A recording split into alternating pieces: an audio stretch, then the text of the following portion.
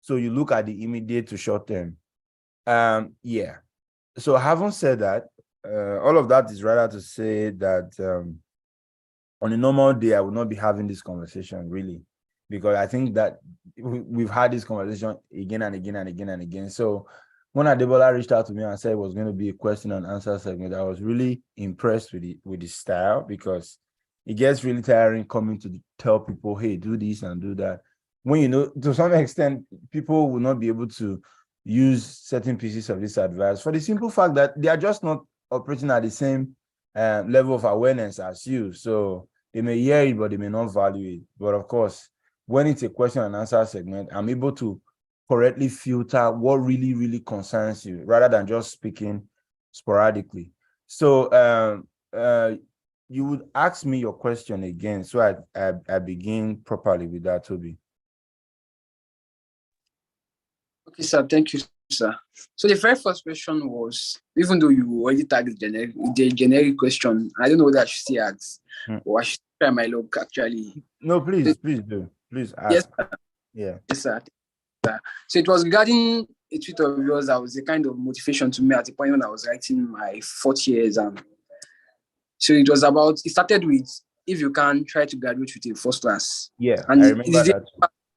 Yes, is there any part that actually like concerns me, and it's the basis of my question? It was like, and if you are fortunate enough to finish with good grades, they will open doors you don't know exist. Those are not about jobs and money. They're about people. They're about place. They're about things that dignify you and make you worth identifying with. So that was my first question. What are the doors? Though you said, I don't know if you see people help us address that. Yes, sir. Okay, cool. I can see the chat box. We have a lot of messages here. Thank you very much, everyone, for the very kind welcome. We've taken enough time, so I will go right to it. In terms of the doors that academic excellence can open for you, the first is that you get a presumption. So I may not call it a door, but it's the first and most meaningful place to start this conversation. You get a presumption that you are smart. Now, you may not know exactly how valuable that presumption is, especially when you are a student, but you get to know when you walk out of the four walls of a university and, you begin to fraternize with people in the real world. And the reason it is such great benefit is the fact that people are fundamentally selfish. They are notoriously selfish. And what that means for you is you are going to enjoy at least the benefit of the doubt. Well, let's say you walk into a law firm, you send an application to a law firm and you tell them you want to work in this law firm. If you have good grades, you get the benefit of the doubt. Now, take it away from law firms. If you meet people on a day-to-day basis, and then they get to know that you have good academic grades and stuff like that, they are very likely to give you that presumption. Again, like I said, it may look like some very cliche, obvious, random benefits that is not so meaningful, but I promise you, it is perhaps the most meaningful value of, that you could possibly get if you have good grades. You send an application for your LLM, for instance, you have good grades, you get a presumption. Now, to contextualize that presumption, you should know that when you leave the shores of Nigeria, one of the first things you would notice is that nobody cares about Nigeria. There are tons of people out there, in other places of the world, Europe, the US, the global north, basically. They all believe that Nigeria, Africa, all of you are a bunch of disadvantaged people who are probably not so smart, who are probably corrupt, who are probably, quite frankly, just stupid. And I'm serious. You are going to meet tons and tons of people who may not tell you directly, but that's essentially the idea that they have of your country and of your people. So you when you leave Nigeria, the first thing you realize is you are Black. That's one. Two, you are not only are you Black, you are Nigerian. And the idea people have of you, your people, is that you are just not it. You are not part of the global conversation of, the most talented people, the smartest people, the most competent people. I have met a white partner he works at the law firm in the US. He was telling me about how the firm at some point came up with a policy not to hire Black people. And I told it that's actually racist. What do you mean by you don't have a policy to hire Black people? Because he's my friend, he was just speaking to me randomly, and he told me, look, there are lots and lots of Black people, who come to these law firms. They just don't meet up to the standard of, the efficiency that we need and stuff like that. So at some point, we just stopped hiring Black people. Now, he was speaking about Black people in general, whether you are a Black American or, Black Caribbean, that's in general. Imagine being Black and being Nigerian. The presumption almost immediately is that you are not even the kind of people they should look at all. They are very likely to just take your CV and bounce it, right? Now, but when you have good grades, when you have demonstrated a certain level of skill, a certain level of intellect, an ability to ideate and create solutions, people give you at least that benefit of the doubt. They want to hear what you have to say. And, for someone who is a professional, especially if you're a professional who plans to, maybe at some point lateral into the international scene, you want to practice with international lawyers, you are going to need that presumption. The world is an extremely unfair place, and humans are notoriously selfish. They are so selfish that if at any point in time sentiments translate into action, people stop caring if there is no benefit of the doubt to give you. I mean, think about it. Why do you think we have humanitarian crises in Yemen, in Syria, in Afghanistan, in Sudan, in Egypt, in Libya? And it almost feels like nothing is going on there. The world is moving on. If you wake up every day, you go to TikTok, you go to Twitter, you go to Instagram, it almost appears as though the world is in total peace, but it's not. The reason nobody talks about those things is nobody cares about those countries. If Nigeria were to be in some civil war right now, the world will simply move on. The global idea of Africa is, you guys are just a bunch of unfortunate people. When we have a lot of money, we go back from time to time and drop some money for you guys to do community work and whatnot. That's the general impression. So in order to, the only way to defeat that impression is to always put yourself in a position where you exude excellence. One of the things I would never forget a friend telling me at Harvard was, he's my friend from Antigua and Barbuda. He's a Caribbean.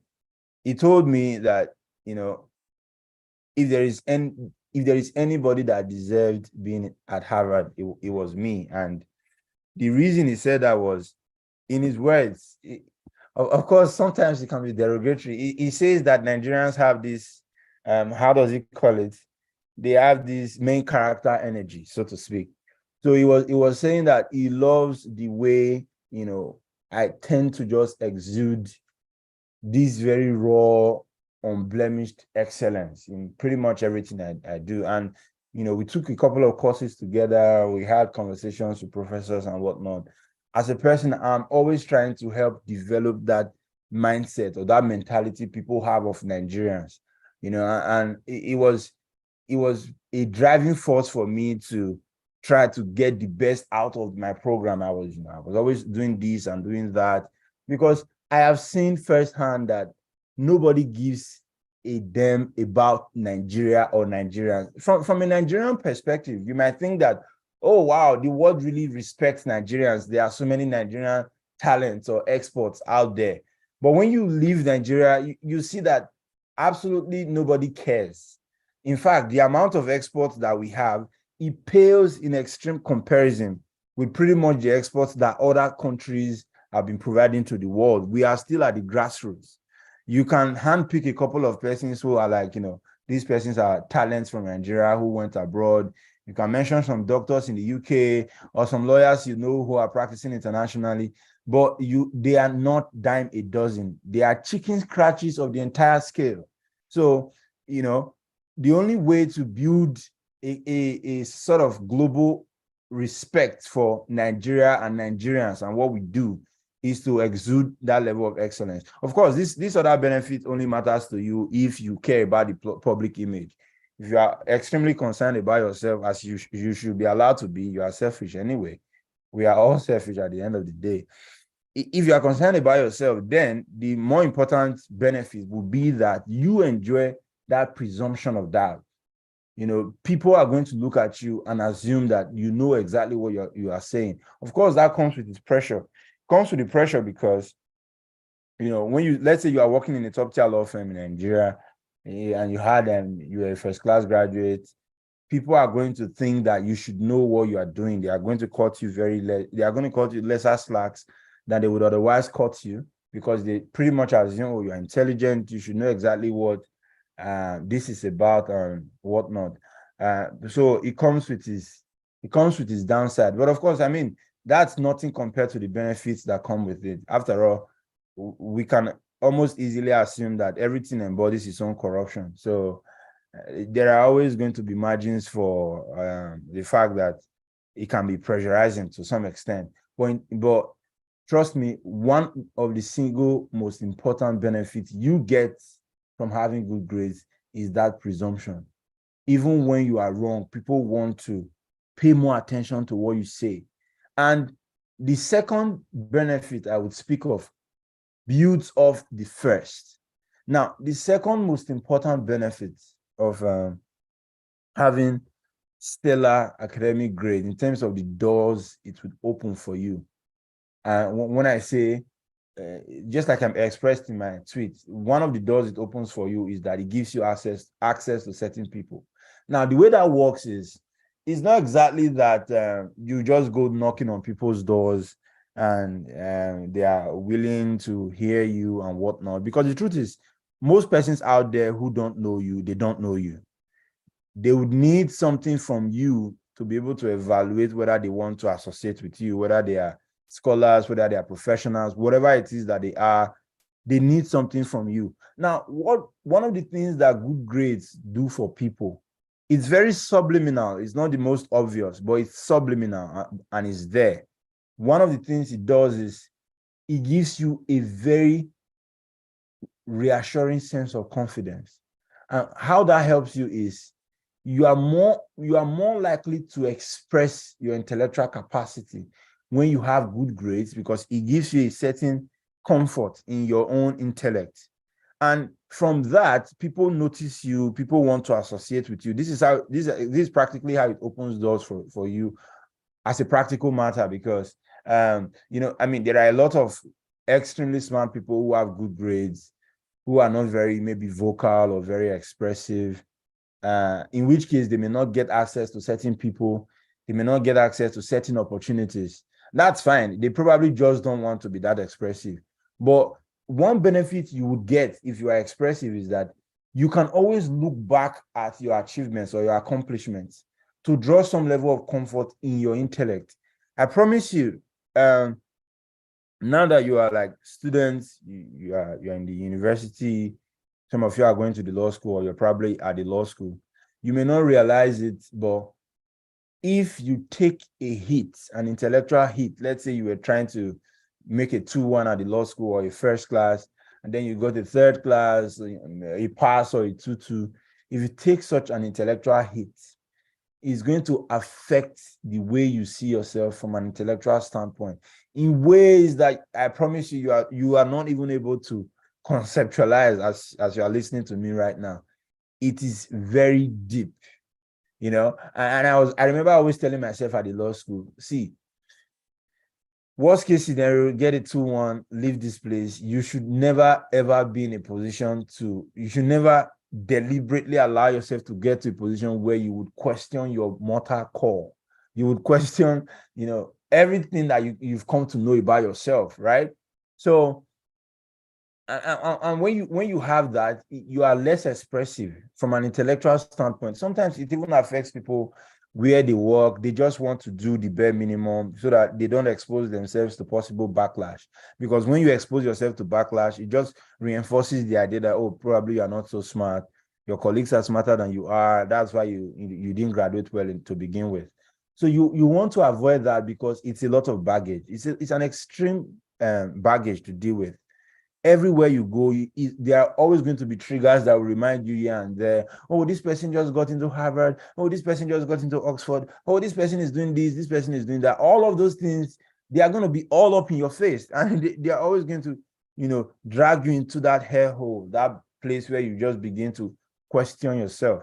Sometimes it happens by circumstance. It's not that you are not smart. You probably, maybe, the way it works, at least in the Nigerian case, you didn't do well in the particular course, whatnot. Yeah, it happens.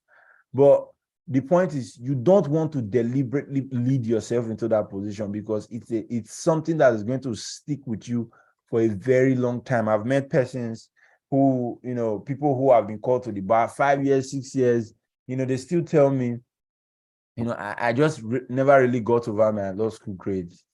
Like, it affected me. I stopped writing articles. I just didn't feel very smart. I've heard tons of those things. Now, and that's why it is extremely important to listen to this second point. This is not a point that it's very obvious. It's not a badge that people wear in their heads. But trust me, when you have good academic grades going forward in your career, in your academic, in further academic pursuits, you can always draw. It's like a perpetual wellspring out of which you draw a certain level of self-confidence, and it is extremely important that you have that. So that opens doors of people for you, because when you have that, people notice it subliminally as well. The way you talk, the kind of confidence you exude in your capacity, the way you express that capacity, people are going to see you from afar and they would want to associate with you.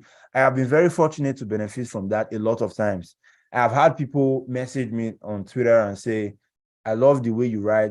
I can remember the former treasurer of the World Bank, Mrs. Aruna Ote. She follows me on Twitter. She, we had this conversation one time, and she was telling me, she said something very reassuring for me. She was like, after she read a couple of my tweets, she could tell that I was someone who was very well read. In her words, she said, it's very easy to tell a person who is well read, because when you see their tweets, they smell like books. It's a very assuring compliment. And the point I'm trying to make from that is, sometimes when I say certain things, when I reflect back on why I say those things, or why I'm able to say those things, I can tell that at least I don't get to deal with the fact that, oh, maybe you are not an intelligent person. Maybe all these ideas you express, they are not reasonable, they are not valid. I do not feel extremely judged. I mean, I can make mistakes, and I know that people will judge me for those mistakes, but I don't internally judge myself in a way that makes me or renders me incapable of expressing myself, of sharing my opinions, of expressing my thoughts. And that's a benefit I enjoy from the fact that, I can always have something to look back and say, oh yeah, if anything, you've been able to at least prove to the world, if not to yourself, that at least you have something going on for you from an intellectual standpoint. It doesn't make you a genius. It doesn't mean you are the most intelligent person. That's far from it. It doesn't even mean that is the single most important achievement by which you should judge pretty much every part of your personality. No, what I'm just saying is, from an intellectual standpoint, it is one of those things that you will endlessly have to draw from. You would endlessly have to fall back to from a psychological perspective, and to give you that confidence to express yourself, to share your thoughts, to assert yourself more confidently. When I was at BNI, I used to tell my partner, if you have a meeting, put me on. If you want me to say something, tell me what to say. If you want me to lead this meeting, tell me what to lead. If you want me to have a session with the new intakes, let's say the NYSC associate, just give me the word and I will do it. And that was how I was able to build capacity in the professional space. My partners will call me sometimes, Destiny, I'm traveling, I have this. I want you to speak to these clients. I want you to tell them this. I want you to tell them that. They were able to express that, or repose that confidence in me, because I had reposed that confidence in myself. And the reason I was able to repose that confidence in myself was because I did not have enough reasons to doubt myself to myself to begin with.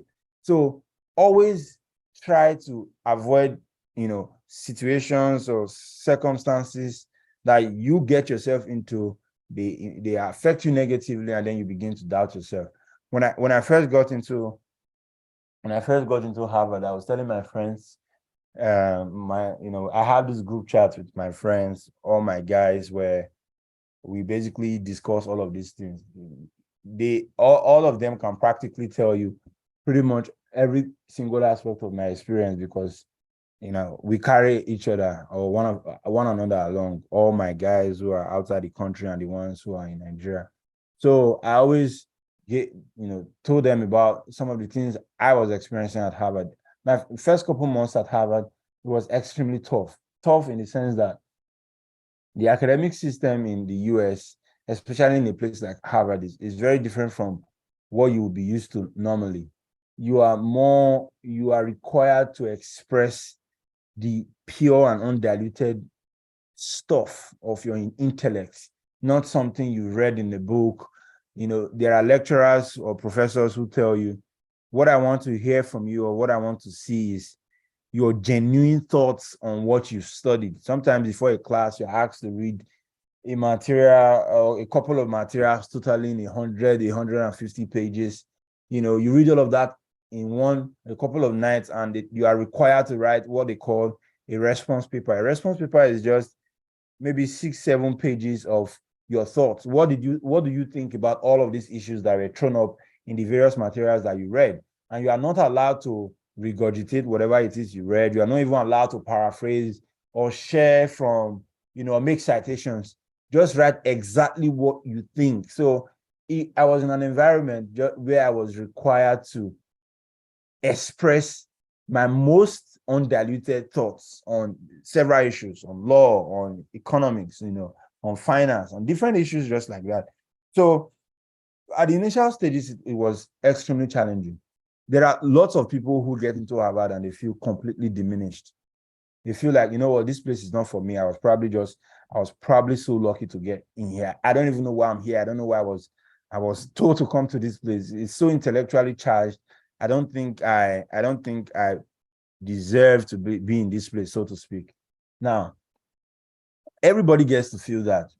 I can assure you, pretty much everybody gets to feel that. I did feel that way at some point, especially when I recently got there, because everything was so different. Everything required so much of me intellectually, but it goes back to the point that I've been making. When you have good grades, when you've been able to use, it's one thing to have good grades. Let me qualify. When you have good grades and you've been able to, upon those grades, build a certain level of capacity and trust and confidence in yourself, you can always draw from that. Wherever you find yourself, you can tell yourself, hey, you are just as capable as pretty much everybody who is here. You are just as intelligent. You are just as deserving, and that will push you immensely to get to your best. For a lot of people, if you don't have that to draw from, you are just going to tell yourself at some point, you know what, let me do the bare minimum. Let me just be like, any other person who has been here, do the bare minimum and leave. So you want to deliberately, especially from when you are in the university, deliberately carve a system that you can always draw from, a system that will keep building you mentally, psychologically, and intellectually, a system you can always fall back to and give yourself that self-motivation to do better. Because I realized that was something that was extremely important for me in my LLM journey. I was discussing with Adebola the other time that at Harvard, you don't, I mean, as an LLM, you don't get to graduate with a distinction or a first class and whatnot. The best you get at Harvard is to be a Dean Scholar. And I was fortunate to have been a Dean Scholar in a couple of courses that I took. But the point there is, one of the reasons why I was able to push myself to that extent and say, you know what, I could actually be a Dean Scholar is essentially you are best in the class in an entire class of any course, basically. So you get H and you get Dean Scholar. That's really how it is stratified. While you are not going to eventually make a distinction, because there is no such thing as making a distinction there at Harvard, it's something that is good, because potential employees, especially those who went to Harvard, who know the system, when they know that, oh, you had Like in my case, you had 11 Hs out of 13 courses and a Dean Scholar. It tells them that you are a person who is very settled in their intellectualism, who is very assured of it, who is very confident in it, who knows how to use it, especially in a place where you have tons of talents, from different parts of the world competing with you. It tells them that in other places as well, you can also compete. So yeah, the second is more important than the first for me, and that's why I have spent a considerable amount of time just hashing this over. When you have good grades, it opens doors of people to you. And the easiest way it does that is it allows you to express yourself. It is from the things that you express that people latch onto you and say, you know what, we are going to keep you. You can make good grades and be just an average associate in a law firm. You can make extremely brilliant grades and be just a regular person, in which case, not a lot of people even know about it or associate with you for any reason whatsoever. You are doing the bare minimum, right? But at the very least, you have that foundation if you want to do better. You can always feel confident when you want to push yourself to be, more productive, to be more prolific in your work, to earn more confidence, to have much more trust reposed in you by your seniors, by your supervisors, by your partners, by your professors. It will be much easier compared to when you don't have those good grades. So don't take lightly any opportunity you have to exhibit that sense of excellence, that brilliance, because like I mentioned, it's going to help you in ways that you cannot even imagine. I've had offers from professors who would say, Destiny, I want you to, and I mean people that I didn't even know before now, maybe people who just met me on Twitter and they're like, I read about your profile. I would want you to come on board, help me, maybe speak to my students, hold certain classes. People just, apart from the fact that they give you that presumption, they want to associate with you. But it's one thing to give you the presumption. People can give you the presumption and not want to associate with you. These are two completely different things. But as a second benefit, they also want to associate with you because they feel that they can benefit from whatever it is that you have. That's really just the beauty about the intellect. It just doesn't end. It's why people tell you try to get married to or date people who are intelligent or people who are smart or whatever. The real reason is because it's an endless gift. Your partner can bedazzle you day in, day out if they are very smart people, because you cannot sufficiently predict you cannot sufficiently predict intellectual capacity, basically. And people, your seniors, all of them who are up there, they know these things. So when they see that you've been able to demonstrate that capacity through your grades, they want to associate further because they are betting that there will be more things you will do that will benefit them in future, even though those things for now are intangible and even uncertain. They know that those things are likely because you've been able to exhibit a certain level of brilliance, a certain level of excellence through your academic endeavors.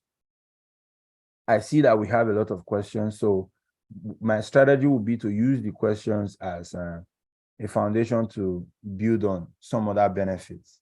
Of course, I'm trying to not speak of the more obvious benefits first. I decided to speak on these two benefits because for me, they are more important when I'm speaking to students. The other benefits are very obvious. Oh, when you have good grades, you can get scholarships. You can get scholarships to study abroad. Those things are obvious. I don't need to tell you those things. If that was the reason I'm here, I'll probably not be here, because by just following people's stories on social media, you know these things. You know that if you have a first class, you can get into a top tier law firm.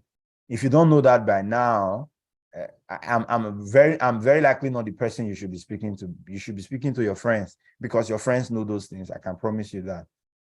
You know that if you have good grades, you can get a master's program outside the country. It could be Oxford, it could be Harvard, it could be anywhere in the world, right? You know that if you get good grades, you can get money, real cash. People, your governor in Ibadan can just tell you, what's his name? What's the name of this guy, governor of your state? Governor Makinde, he could just say, you got this fantastic grade. Let's give you a million or two or three, as you're going to the law school. All of those things are very axiomatic. You can assume them. You can see them very obviously in the lives of so many persons I assume that you follow. So that's why I've not scratched on any of those surfaces. I will use these questions on the chat box to answer or to build on some other benefits as we move forward, so that I'm able to kill two birds with one stone, address pretty much all the questions, and also ensure that we don't burn off time unnecessarily. I hope I can proceed under this strategy. Yes, sir, very well, sir. Our time is actually fast spent, but yes, we can see entertain two or Okay. more. Do you have another speaker No, you are the only one, sir. It was supposed to be between 4 p.m. to 5 p.m.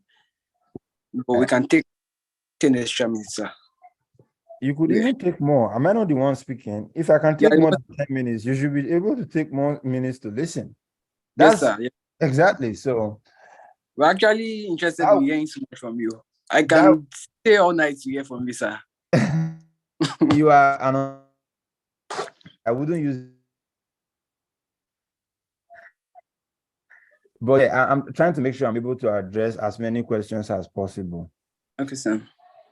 Yeah. So I see a question here that says, how do you maintain an unwavering enthusiasm for academic excellence faced with setbacks?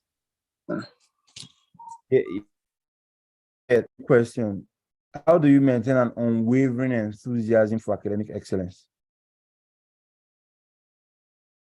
Maintain that anymore. I'm done with the academic. The next couple is academic excellence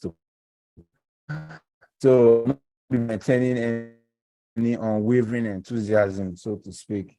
But yeah, to answer from the standpoint of a student, I would say when I was a student, what kept me was just the fact that it was, and again, this is why I tell you that,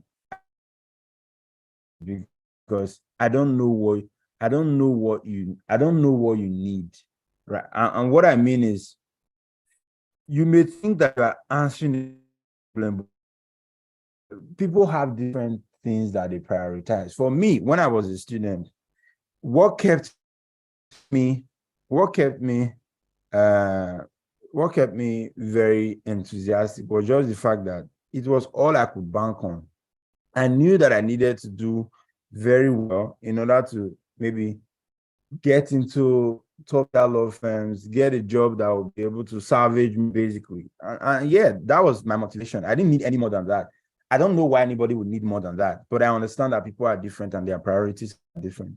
So for me, maintaining that enthusiasm, I wouldn't even call it enthusiasm. It was very involuntary. It wasn't even as though I wake up trying to maintain an enthusiasm. It was just there. It was just what it was. I just knew that this was something I could not compromise on. I needed to have good grades. That was just my motivation. I see a lot of questions about what motivated you to reach your goal in your personal journey. What was that drive that pushed you into attaining academic and intellectual apex? I don't know if there's anything as intellectual apex, because it's an endless slippery slope. But I'm trying to answer these two questions. For me, it was just the fact that I needed to. I could not find another way out. What was I supposed to bank on? I could bank on the fact that, okay, you do well in your studies. Why not make the most of it? Get good grades so you could get a job.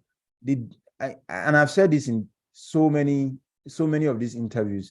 When I left Benin City to Lagos to start my job at Baon in Godalo, I had just 23,000 naira in my account. You study law 5 years from University of Benin, you stay in Benin. Benin is a poor city. I mean, if you are being legitimate, it's pretty poor, at least comparatively poor when you are comparing it to a place like Lagos. I didn't have money. I knew that I needed a good job for the kind of life that I wanted to live. So what is that value I could give people in return? I needed to take my academics seriously. And so I started to work on that from, let's say, my 300 level up down to the law school. And yeah, it turned out that it worked out for me. And that was pretty much it. That has been my motivation. Right now, I'm not pursuing anything academic. I'm done with my master's. I'm not thinking of a PhD in the next couple of years at least. And even if I were to do a PhD, hypothetically, in, let's say Oxford, for instance, I would not be exactly pursuing any academic excellence, so to speak. You're not graded. You're not graded for a PhD research. You just become a doctor, so to speak. But at this level, which is not academic, is more professional for me. It's just what keeps me motivated is the idea of the person I want to be. I feel the reason people struggle with this idea of motivation is people don't know who they are. It's normal, especially for students.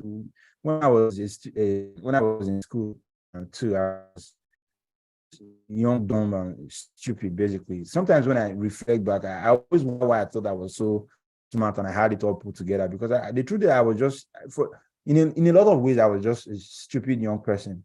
Like most stupid young people, you don't know exactly what you want out of life. You don't really know yourself. I have taken pains to really, really understand my person, the things that really, really get me going, the kind of person that I want to be, or the kind of person that I am. When you have a good idea of the kind of person you are and the kind of person you want to be, that is something you can always draw from. It's like your eternal motivation. It's more like you are sunk into an idea of a purpose you have to deliver. So when you have that, it just keeps you motivated. I don't think there's anything that motivates people more than that.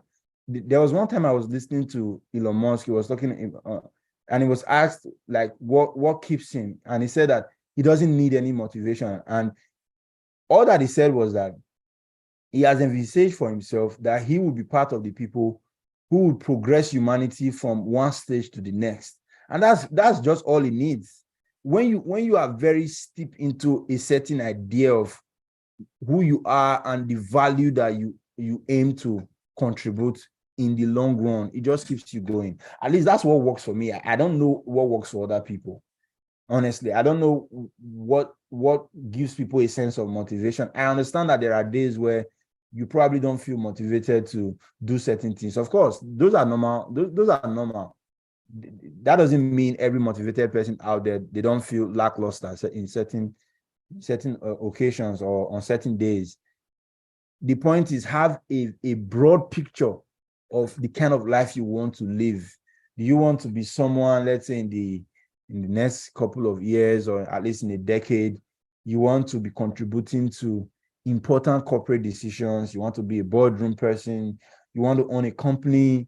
You want to maybe be a partner at a law firm? You should have some sort of idea, the kind of person you want to be. And when you have that idea, your single most important job is not to jeopardize the process. So if you are invested in not jeopardizing the process, you are going to be internally self-motivated. There is no greater motivation than that. So when you are asking, when you are asking questions about motivation, these are questions you should ask yourself personally.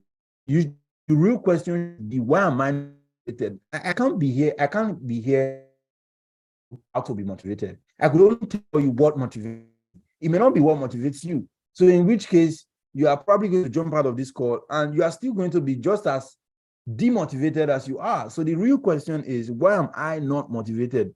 Why are there people who are able to motivate themselves and I cannot? If you find it very difficult to motivate yourself, to keep at a certain pace or be at a certain path, it's probably not something that you love. It's probably not something you want to do in the long term. Maybe you want to do it for the money. Maybe you want to practice law for a while, get some money.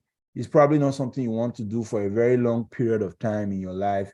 That's fine. Maybe that's why you always find it hard to be motivated. You just always want to do it right now, get it out of the way and face other things. If that's the way your mindset is focused, it may just be that you are not as interested in it as you should be. So it's a question you should ask yourself. Try to reflect and try to just understand why you behave the way you behave. These things are simple. It's just that people always run away from introspection. They don't want to look inwardly. It makes them feel very inadequate. Just as one of my favorite writers said about Camus, he said, man is the only animal who refuses to be what he is, because we just don't like to ask those important and difficult questions of ourselves. Why don't I feel motivated? Why am I always so flippant? When you ask yourself these questions and you come up with genuine answers, if you find a very precise purpose for yourself, I promise you, you are going to be self-motivated. I do not know any person who has done something remarkable, extremely remarkable, be it in a professional sense, in an academic sense, in an entrepreneurial sense, any sense whatsoever. They have to be self-motivated. You can't keep looking for motivation externally. It's just not sustainable. And the only way you can be self-motivated is to have some idea, the kind of person you are, and where exactly you are trying to lead yourself to. When you have that broad picture, it's like a straight line of credit.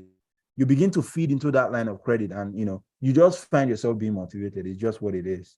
So let's move to the next question.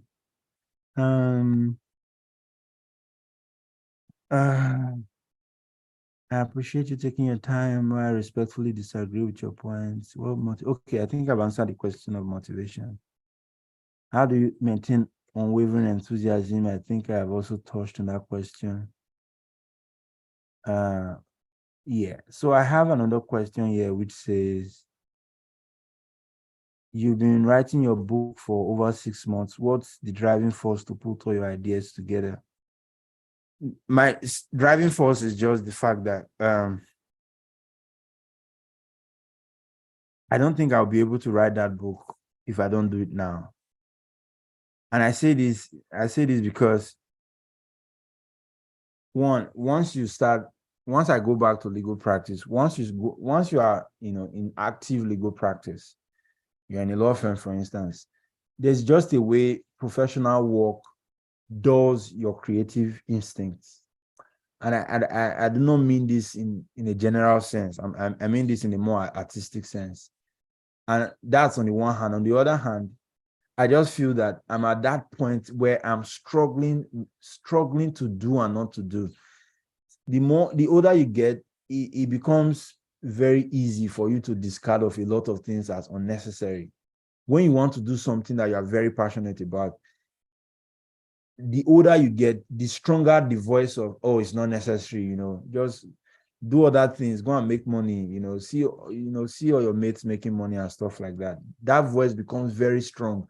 And I think it's also one of the reasons why adults get very bitter and very envious and very jealous, because as you are growing, you are discarding a lot of things as unnecessary, yet you don't feel comfortable with the fact that you are discarding them, but you are discarding them because the societal pressure is now very high. You want to do this. You're thinking about getting married. You're thinking about this. You're thinking about that.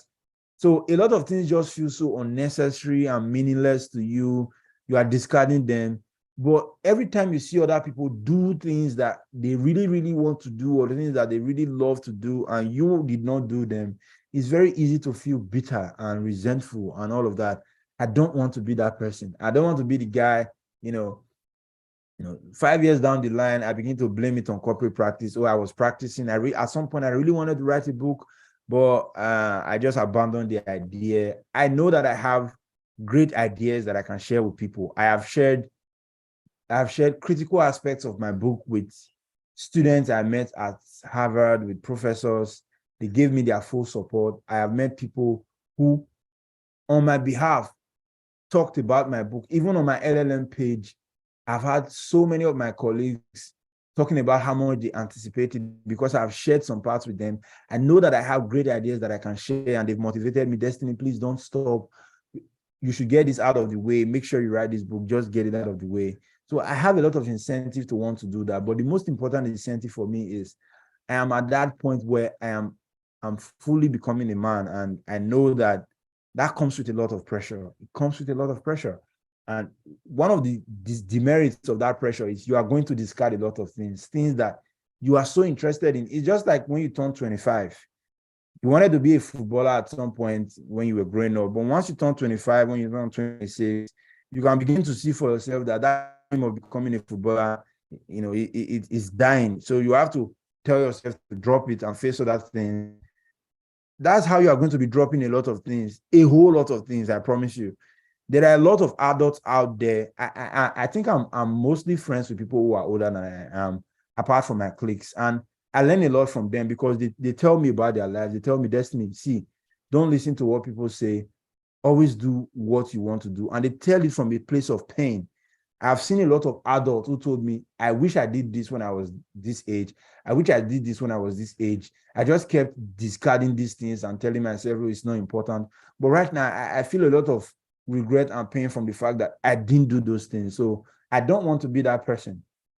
And I know that when I get into legal practice, knowing the kind of person that I am, I'm always very invested in the things that I want to do. Once I start practicing right now, it's practice. I will leave a lot of things behind and give it my 100%.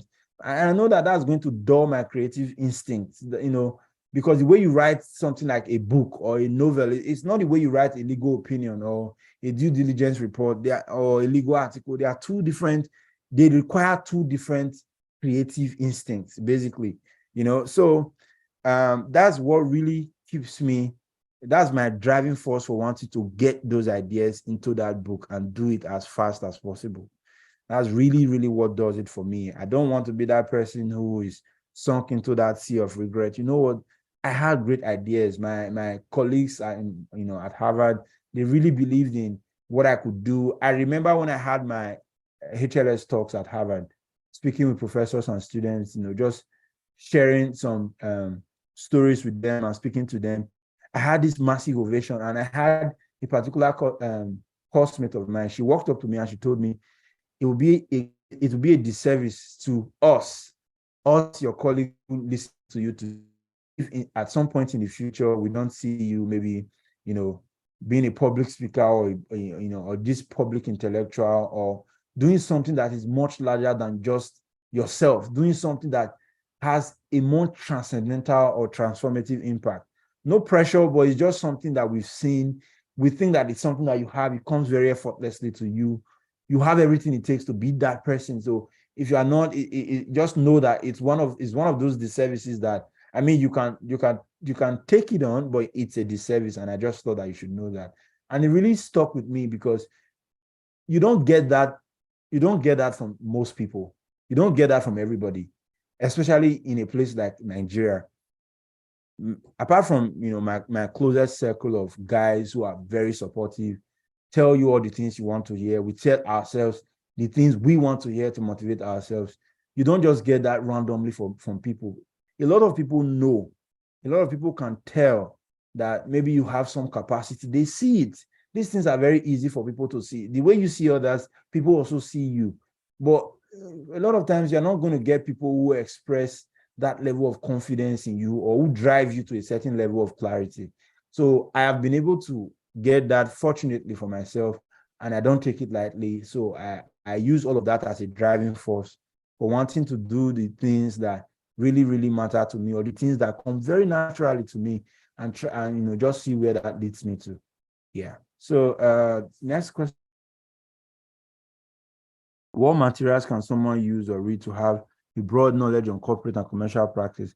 It depends on which corporate and commercial practice. That's pretty much every aspect of law that is non-disputes. You are basically asking me to recommend almost every book in every major law library out there in Lagos, because apart from dispute resolution, every other area of law can fall under corporate and commercial. So it depends on what area you're interested in. If you're interested in, let's say, mergers and acquisitions, there are textbooks on mergers and acquisitions I could recommend. If you are interested in, let's say, energy, I could recommend Ayodele Oni's books on power and oil and gas in Nigeria. Very powerful books. I mean, I can't answer the question broadly unless I know where exactly or which area you are interested in, because you are basically asking me to recommend books across all corporate practices and across all commercial practices. And I don't know if I'm able to do that. But yeah, you could also use online outlets. If you are maybe interested in, let's say, corporate finance, you can go to the Corporate Finance Institute to download corporate finance materials. If you're interested in maybe looking at corporate finance documentation, you can go to what they call the Loan Markets Association. Loan Market Association. You will find a lot of template loan documents to download for free, and just look over. But I don't know if, I mean, unless you are maybe at the law school or you are already practicing, I don't know how helpful that would be because it's complex stuff. So you probably need a more granular explanation of those concepts before you begin to look into those documents. But if you need something a bit more granular, I imagine that there are documents online that you could use. If you search for, let's say, project finance PDF, you are going to find a lot of documents useful. So I would recommend you do that. Yeah, those participating corporate finance. Oh yeah. For corporate finance, loan market association documentation are very helpful. I find them to be very helpful. I may be able to, maybe you should reach out to Adebola. I'll send out some documents. She may be able to send them to you on corporate finance if that would help you. Yeah. So does participating in more and more competitions boost public speaking skills? Yes, they do. Of course, they do. It's, very naturally you learn to speak better. You learn to deal with crowds of people more easily. So yeah, the simple answer is that they do. If you have the opportunity, take it now, because trust me, time is not going to wait for you. Those who are taking advantage of those opportunities now, they will most likely or potentially be better speakers, unless you also deliberately begin to put yourself in positions where you have to speak to people and do it well. So no opportunity of that nature is a waste. It's always going to be ingrained in you. So you don't lose anything from taking those opportunities. So why not take them? Let's see. Please explain the reasoning behind how can I lose when I came here with nothing? Oh my God. I get this question a lot. People tell me you are a very ambitious person. You want to be this and that. So the statement is just almost contradictory. But I've explained it a couple of times, at least in Twitter threads. How can I lose when I came here with nothing? It's just something that keeps me going, basically. You can draw any meaning you want to draw from it. People draw meanings from many things. So my meaning is it's something that keeps me going. I come from a completely underprivileged background. Basically, I just told you guys about how I got into Lagos. When I got into Lagos, I had just 20K, roughly 20,000 in my bank account. I was squatting from one place to the other. I lived at Alakbere, lived at Ikeja, went to Lagos Island, went to Ikoyi, just working before I was able to make enough money, make some investments, decided to get a place. So I have always struggled pretty much all my life, actually. I was 16 when I left home, started living alone because, my parents fell out. My dad and my mom, they broke out. The marriage didn't work out. I didn't want to go with either my dad or my mom. And even if I did, I would have suffered even worse fates because both of them they come from extremely humble beginnings. So pretty much all my teenagehood, all I did was just survive and struggle, right? So the statement means a whole lot to me as a person because almost everywhere I found myself, those places were not meant for people like me. If you grew up in Benin City, I grew up at Upper Sokomba in Benin City. It's like growing up in Mushin or Magodo in Lagos. It's the slummiest of slummy places in Benin. Even as early as senior secondary school 1 or 2, I was already making plans of how to join one court or the other. So you can at least understand where I'm coming from. It's the mentality of people from that place. It's not if you knew me 10 years ago, if you were to bet on me, you wouldn't even think I would work in a place like BNI. You wouldn't think I would do any of those things, right? So I have been able to drag myself from one very inconvenient position to the other. Imagine being a very early bachelor all your life, from like 16, 17. I was already doing all kinds of jobs. I wake up in the morning with my younger brother. We'll go do things like clearing for people, bricklaying, just trying to basically survive. I was teaching in different lecture centers, just trying to make money. I bought my jam form myself. Went to school. A lot of times I would have to power through, fund myself, feed myself. So I wasn't even thinking about maybe one day I will go to Harvard. I didn't even dream about these things. They were too far from me, considering where I'm coming from. I just wanted to be comfortable enough. So almost everything I have done, it was just to escape that background that I come from. When I was in the uni, I wrote 2 books, just to raise money at different points in time. They were helpful. The second book I wrote, I remember I remember making so much money from it. I was able to power through law school, not feeling broke or dejected or whatnot. But right after law school, NYSC and all of that, I had little to nothing. Got to BNI by some, I even like to think of it as some stroke of luck, because it could have been so many other persons, really. I did not have the internship experiences that many people now have today. You intern at Aluko, you intern here, you intern here. I didn't have any of that. When I got to BNI, it was the first time in my life I was using a laptop, because when I was in school, I was just this broke person. If I needed a laptop, I would borrow from a friend. My final year project, I wrote it with my phone. The books that I published, I wrote them on my phone. So there was never a time in my life where I dreamt of places like Harvard. What has really just kept me is just keep doing your best. You know what? The worst that would happen to you is you lose. And technically, that's not a loss. You did not even come from anything. If anybody were to bet on you 10 years ago, none of them will bet on me the way they will bet on me now. It's easy for people to now say, oh, you went to Harvard, you should be here, you should get this, you should get that. It's easier to say those things now because you can see at least some results here and there. But I alone know where I'm coming from. I know what I've been through to get to where I am today. So the statement holds very deep significance for me. There were times in school where I would go teach. I remember a particular incident in, I think it was 2016, September. I never forget it. That time I just published my English textbook. I took it to some lecture centers to sell. I was shamed out of the building. Students made fun of me. I remember someone throwing sachets of water on my body. I've been humiliated for several reasons, just trying to make ends meet. When I was in my final year in Uniben, despite being I was top of my class from my first semester to my final year, but I always struggled. I was in my finals, writing my project, studying for classes. I wanted to make a 5.0 in my final year. I would still go to, different lecture centers to teach during the day. Sometimes at night, I would work at car washes.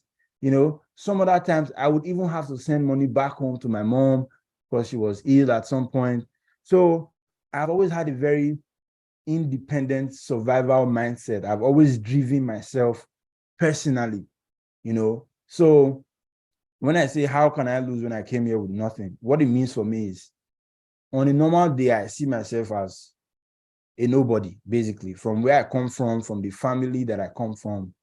There is not so much to tell. I don't have parents who went to school, who have this strong value for education. No, I don't.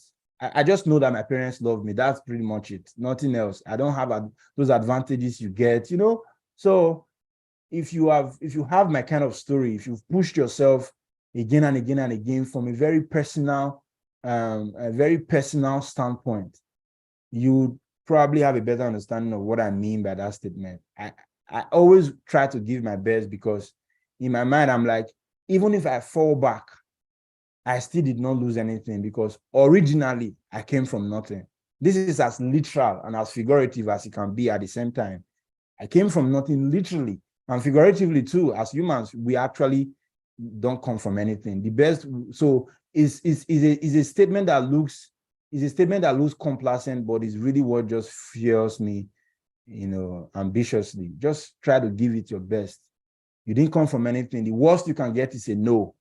If you were to apply for something, the worst thing that will happen is a no, and that's fine. You have always known a no all your life, so it's not something new to you, but just keep pushing on anyway. So yeah, it's a statement that I value and I hold very deeply. Let me see. I think I saw some interesting questions here too. Law students are often told to study, but they are never told how to study. Can you tell us how to study as law students? And is it true that law students must always cram? The question of how to study, it varies from, I think it varies from person to person, it varies from cognitive capacity to cognitive capacity. Some persons have to spend a bit more time studying certain concepts. Some concepts are just naturally more complicated than the others. So I imagine that there is no blanket how to study. It will depend on what your leverage is. For someone like me, my leverage has always been understanding. So when I'm studying, I don't have to worry about not understanding what I'm studying or retaining it. The hack for me is once I understand it, I get it. If I get it, it's going to stick. And I know that's not the case for everybody out there, right? Some people have other strengths. But that's just my strength. So I always bank on it. It's my style. All I have to do is study that thing very well. I can study it twice just to really get it. But once I get it, that's it. All through my uni days, I wasn't a notes person. I don't make notes. Even at the law school, I wasn't making notes. I just go to the textbook. I read the textbook, practice the questions. If I get it, it's going to stick. I don't have to wake up thinking, oh, in the exam hall, I'll forget if it's Donoghue and Stevenson. I'll forget if it's Kali and Carbolic Smoke Ball. I didn't have those problems. You may have that problem. If you have that problem, you have to adopt a different approach on how to study. So it probably means that you make notes, and there's a psychological benefit to that. There's great utility in making notes because somehow it develops your I'm trying to remember what that thing is called. Muscle memory. Yeah, it develops your muscle memory. So the more you write, the more it just configures into the way your mental model thinks about the things that you're writing. So they're probably more likely to stick. So there is no one size fits all answer, unfortunately, for the question of how to study. But what I would prioritize, though, always prioritize understanding and ask questions. Always prioritize understanding. Don't be in the hurry to just cram the thing for what it is. Try to understand why it is the case. It is the easiest way to be brilliant. Just understand why. Why is there a thought of conversion as different from trespass to chartels? Why do we have negligence per se? Why do we have slander per se, as opposed to slander simpliciter or as opposed to libel? Why? What's the policy rationale for these things? When you understand why, it's easier to remember them. Why do we need to use a writ of summons? Why don't we always just go with an originating summons? Why is that? What's the point of it? If you ask yourself the questions, you are more likely to come up with understand the rationale. And if you understand the rationale, you will understand questions better. And if you understand questions, you are more likely to give precise answers to those questions. So, I get that for law students, it's almost inevitable for you to cram, quote and unquote. Because what that really means is just keeping things maybe in your short memory, or for some people, your long memory, depending on your cognitive ability.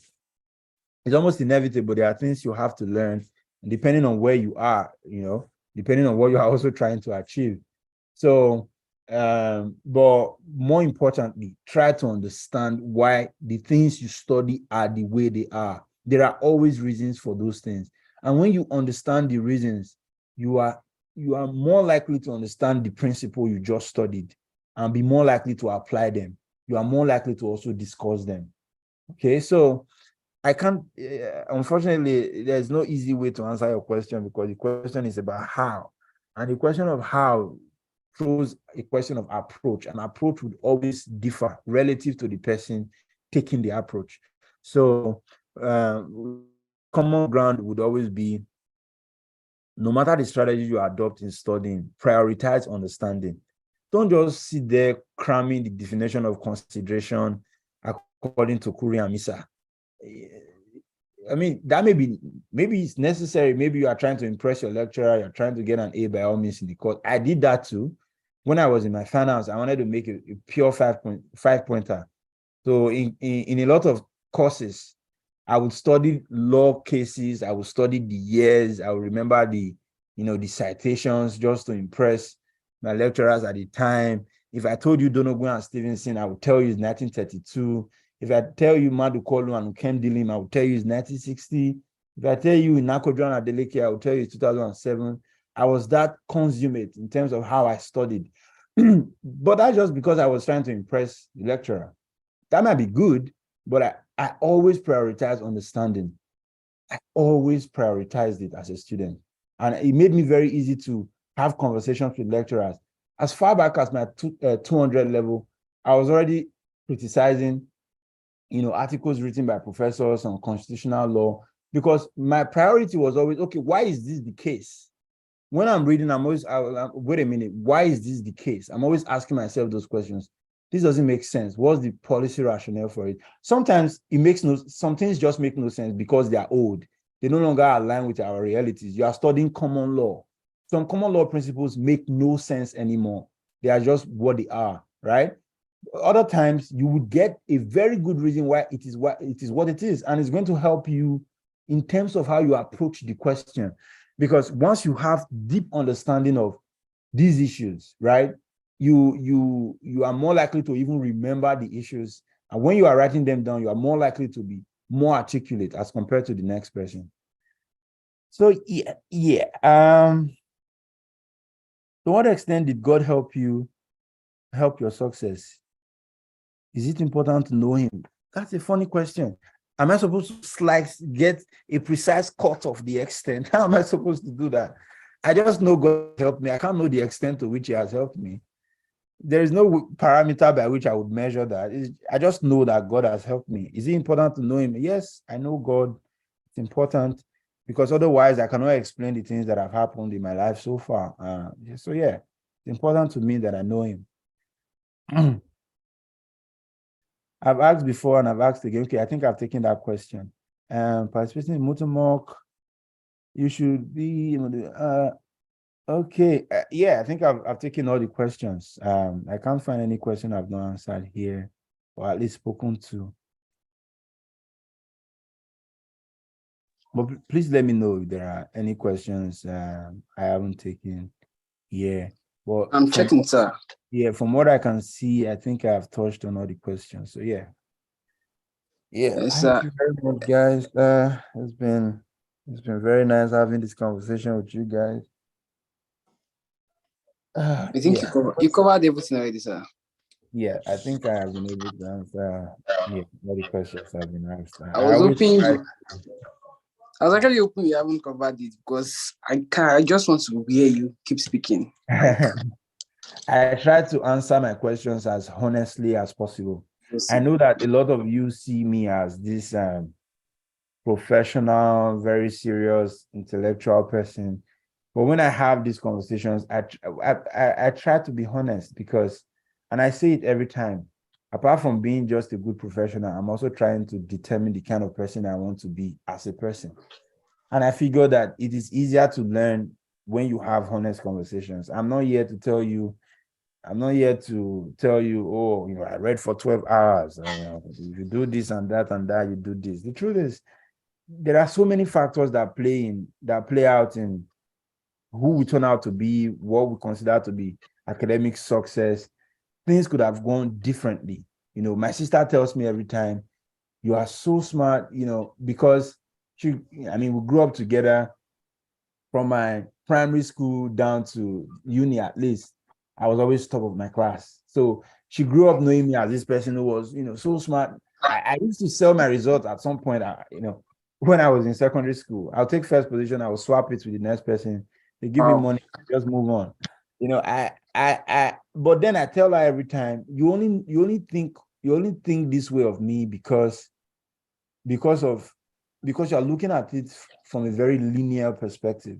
If I did not go to the secondary school I went to, I probably would not have that record. It's probably just a function of where I was and the people who were competing with me.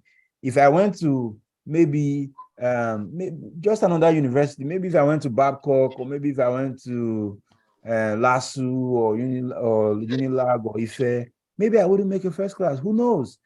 Maybe you just can't tell. There are lots and lots of factors. And when I think about the enormous scenarios, it makes me very hard. It makes it very hard for me to advise students because I cannot exactly tell what your precise struggles are.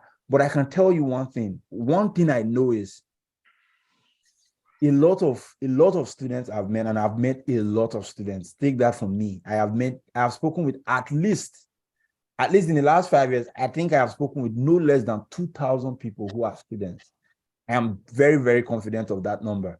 One thing I know from speaking with students is roughly 70 to 80% of students, this is just off the top of my head, don't take it as a serious statistic, don't push themselves to their optimal point.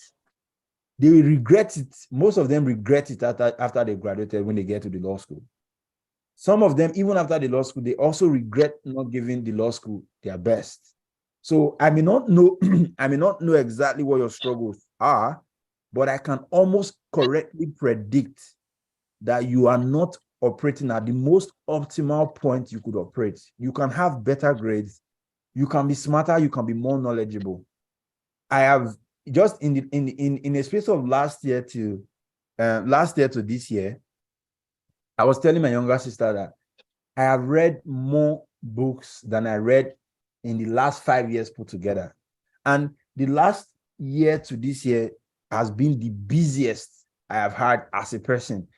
I was combining a master's program at Harvard, and I was able to graduate with a dean scholar at Harvard. I was able to make honors in pretty much all my courses. I practically operated at the highest possible level a person can operate in a program at Harvard. I combined that with writing a book. I combined that with reading tons of books, non-law books, books on economics, history, philosophy, psychology. I read books just for the fun of it because I love to develop that base of knowledge. I can, I can just wake up and decide, okay, I have this book I've not read. It's 100 pages. In 2 hours, 3 hours, I'm done. I move to the next. I have read tons of books, doing so many things that are high stakes. Everything is high stakes. A lot of people are looking up to you. You have to do well in this and that and the other. You have mentors, you have sponsors, who want you to perform optimally. And I was able to satisfy all of these, by God's grace, no doubt. But the point I'm trying to make is you can be a lot more optimal. A lot of patients I've spoken with, they are just not at that point. And that is the real problem. I may not be able to tell you what the result will be, but I can almost correctly predict that you can actually do better, even if it's just in terms of developing knowledge, a broad range of knowledge you want to read. I've sent tons of materials to so many persons who never read them. I don't judge them. I understand that these things are difficult. It's like registering someone for a gym. A lot of persons just cannot keep up with these things. These things are actually difficult. If people don't have exams to write, the chances are that they are not going to study anything. It's just the case with most people. So I understand it's difficult. But the truth is, if you can move yourself from that point, just increase it by some margin, I promise you, you'll feel a lot better in terms of not just from the intellectual standpoint, from a very psychological standpoint. You feel more valuable to yourself, and you feel more honest about your own capacities. And that's why when I have these conversations, I try to be as raw, as direct, and as honest as possible, so that when you leave this call, you don't have your head filled with crap. I tell you the way it is, and I tell you, and I leave it as simple as that. There is no magic way to go about academically excellent. It's just you waking up every day and telling yourself, I want to build knowledge. I want to have, I need to become more curious, and I need to become more disciplined to study, because the truth is you have to study. Social media makes it look easy because you can just log on Instagram and hear Jordan Peterson speaking. But you would forget that this person spent 25 years of his life studying clinical psychology. Social media makes it easy for you to just be around people who make things look easy. sometimes on my Instagram or even on Twitter, I write on different stuff, religion, philosophy, history, law, and because it is social media, a lot of persons are very likely to think, oh, well, this is just making a point. But no, the truth is, I have spent a lot more time than most people who are at my level studying these things, because I want to have broader knowledge of these things as opposed to just having singular knowledge of law. Because it fits into the kind of person I want to be. I always like to be excellent in wherever I find myself. So I know that going forward, I'm going to be in places with people from different disciplines, people who are very knowledgeable, people who are very smart. So I took it upon myself, build additional capacity. Don't just rest on your ORs and say, oh, you've been this and be that and be this and be that. So I always try to push myself the extra. And I promise you, if you just get yourself to be a bit more disciplined, studying much more, being a lot more curious, you would feel much more excellent from an intellectual, from an academic standpoint. You may not graduate with a first class, maybe in the law school or even from uni. That's fine. That's just an objective way of measuring you. But what's even more important is the way you feel about yourself. I have guys who are like 2-1 graduates, like my close guys. There are certain conversations you just don't come close to them because they are going to rip you to shreds. They know it like the back of their hands. They've committed just as much time. I woke up this morning, my friend, great, he was sending me some books that he read during the week and he wants me to read them. And we do all of that for ourselves. We are always trying to develop that capacity. So it's not a question of what the world objectively thinks of you. I mean, that's relevant. You're going to walk into a law firm telling them, hey, I subjectively think I'm a first-class graduate. I get that, right. It's important, but even more important is the way you think about yourself. My conversations with students probably eats them up the most. Yes, like I am the smartest, I made a 2-2, but even subjectively, I feel like I've wasted much time. I cannot really justify this intelligence that I speak. And that's the truth for most people. That's what even really makes them feel.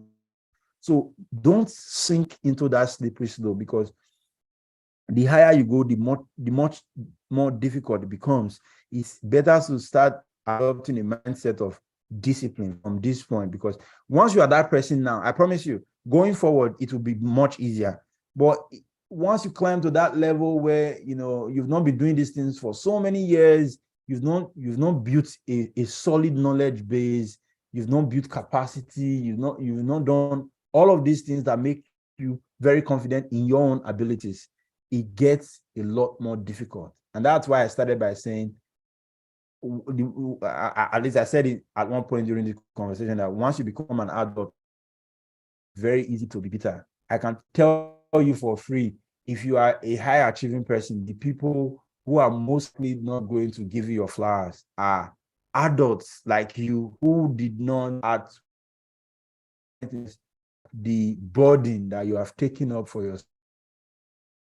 When you take on these burdens, but the truth is, none of these things are accidents. Some of these things that later manifest outwardly as success, as brilliance, as excellence, they are the byproducts of tons of hours of discipline. I'm sure you know this already. You hear all of these things. I hate sounding like a cliche motivational speaker, but it's just very important to say these things.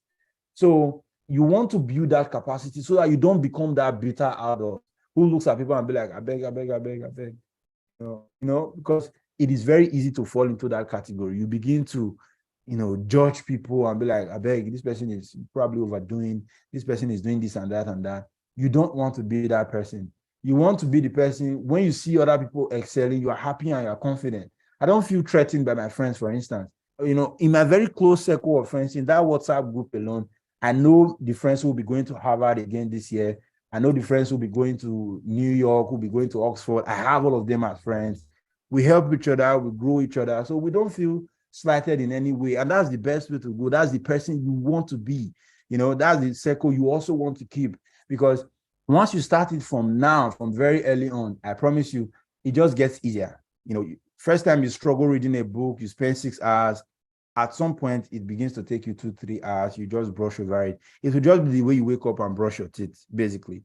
So yeah, I think that'll be all for now. I do not intend to take any more time than I have taken. Thank you for the audience.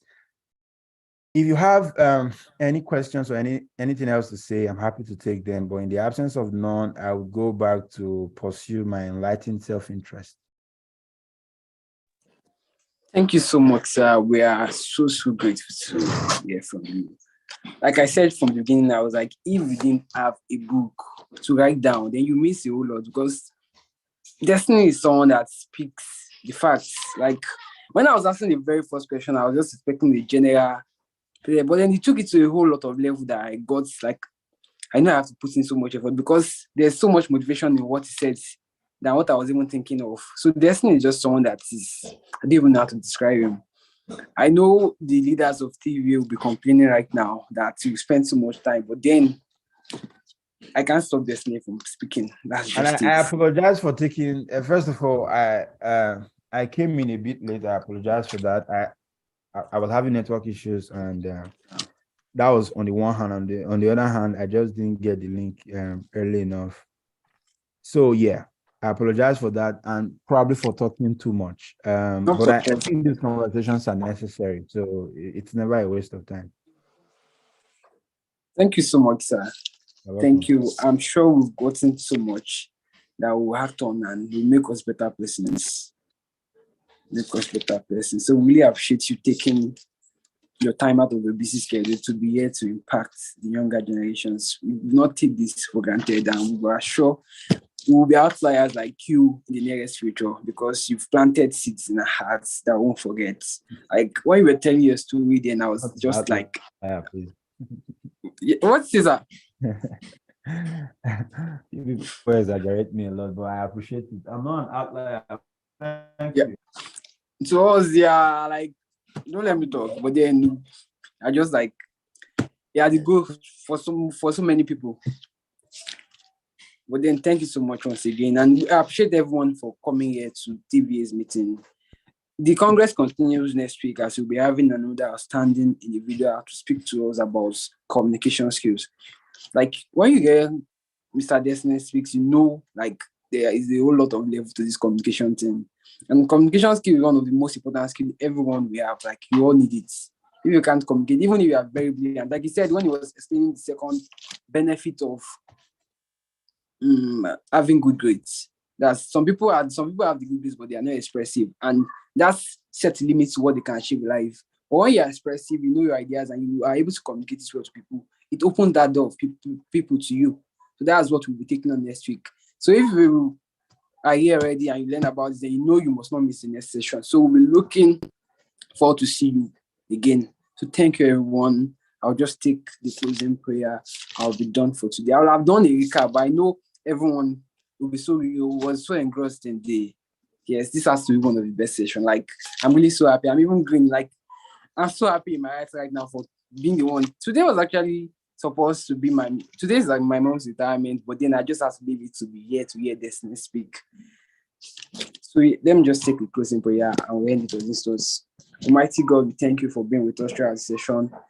We felt your hands moving because Destiny actually spoke to us that will have impacted us. So I want you to help us to make our transformation permanent. I want to see the results in our life in the nearest future. In Jesus' mighty name, I pray. Amen. So to this end, we end the session and we want to see you next week. Thank you very much. And the link has been sent to the group chat continuously. Check our website out and you'll be really happy with what you see. So you can join the Vanguard Africa in promoting transformational leadership in North Sphere of Women. Thank you very much. We appreciate you all. All right.